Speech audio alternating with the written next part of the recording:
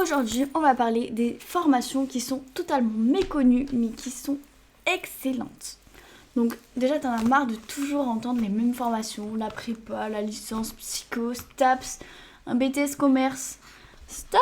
Mais pourtant, en fait, il existe plein de pépites à côté de tout ça, quoi. Des formations géniales qui sont vraiment des fois beaucoup plus concrètes, mais en fait, on n'en parle absolument jamais.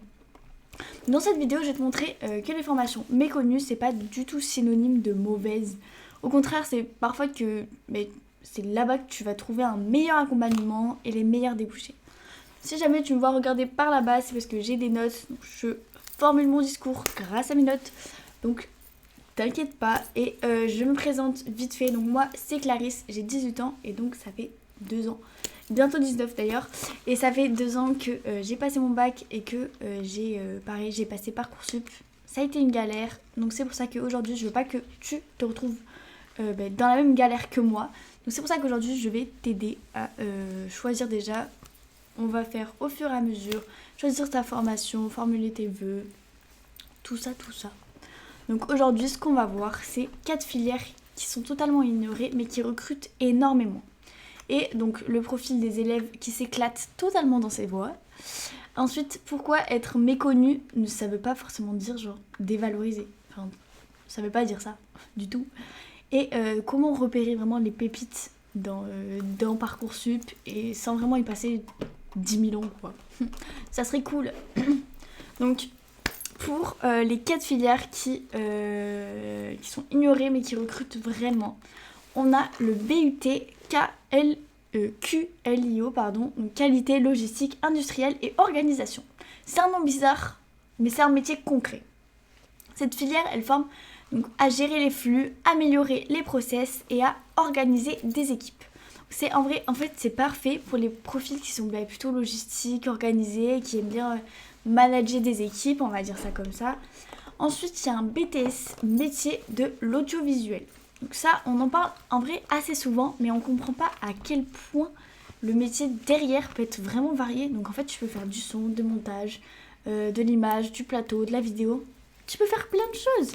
Et ça, c'est une formation très pratique et concrète et qui est totalement parfaite pour ceux qui veulent créer et pas juste apprendre des cours théoriques. On sait tous que c'est relou, ça. Et il y a énormément de demandes. Donc que ce soit sur YouTube, sur les réseaux sociaux, dans l'événementiel, partout. Et il y a aussi beaucoup d'établissements qui sont forcément moins connus et l'accès est beaucoup plus accessible à l'audiovisuel. Ensuite, il y a un BUT carrière sociale. Ça, moi, je découvre en même temps que vous parce que j'ai fait mes recherches avant, mais j'ai découvert aussi pareil. Donc, c'est souvent associé au social, mais totalement. Hein. Mais en réalité, les débouchés, en fait, ils sont immenses. Donc, on peut faire de l'animation, de l'intervention sociale, du développement local, de l'insertion, de l'accompagnement, plein de choses. Et donc ça, c'est idéal pour les profils empathiques, évidemment. Et si jamais c'est un secteur qui recrute énormément.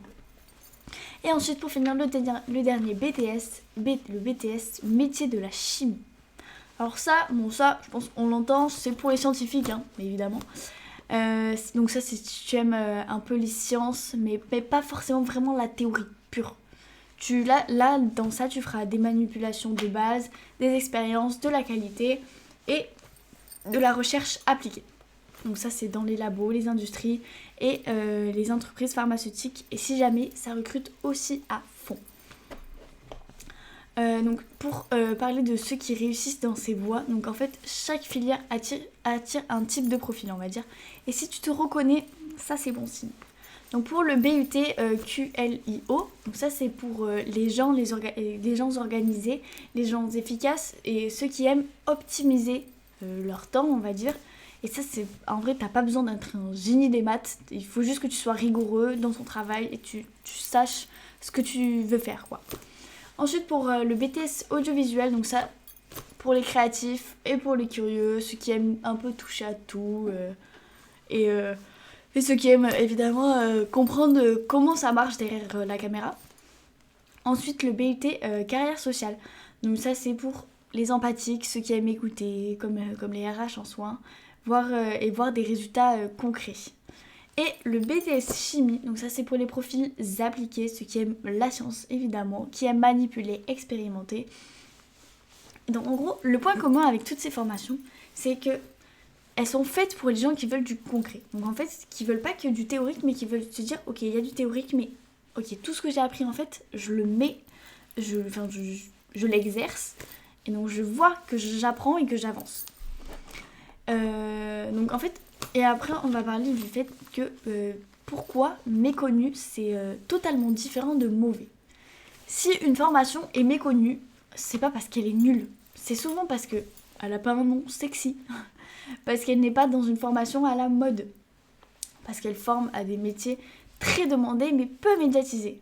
Et souvent, les formations sous-cotées, elles sont vraiment, il y a plus d'accompagnement, les classes sont plus petites, il y a moins de pression. Et en vrai, c'est ça en fait, le fait c'est en orientation, c'est vraiment un piège, c'est de regarder que des filières connues. Bah non, en fait, les pépites, elles sont juste en dessous. Elles sont en dessous, mais tu les vois pas.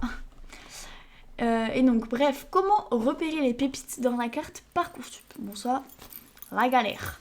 La carte Parcoursup, c'est vraiment un trésor caché. Vraiment, tu cherches, il faut juste savoir où regarder. Donc déjà, tu peux, premier, donc petit 1, tu vas utiliser le filtre type de formation. Donc, cocher les formations que personne ne coche d'habitude. BUT technique, BTS industriel, formation sanitaire et sociale, option alternative. Là, tu vas découvrir plein de voies. Le petit 2, tu classes les informations par taux d'accès. Les formations, pardon. Quand tu vois un taux d'accès à 60, 70, 80, ça signifie juste que la formation n'est pas victime de mode, mais pas qu'elle est mauvaise. Ensuite, le 3, regardez les attendus. Si les attendus sont simples et clairs, c'est souvent parce que la formation mise sur la motivation et le projet. Donc pas forcément sur un concours d'entrée ou des examens ou tes notes. Et donc, petit 4, tu dois analyser les débouchés directement depuis la fiche. Tu vas voir que certaines filières méconnues mènent à des CDI rapides, par exemple, des poursuites d'études ou bien des secteurs qui recrutent vraiment.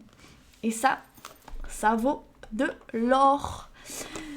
Et si jamais tu veux aller plus loin pour explorer les formations et trouver celle qu'il te faut, on a sorti un livre qui est à l'envers.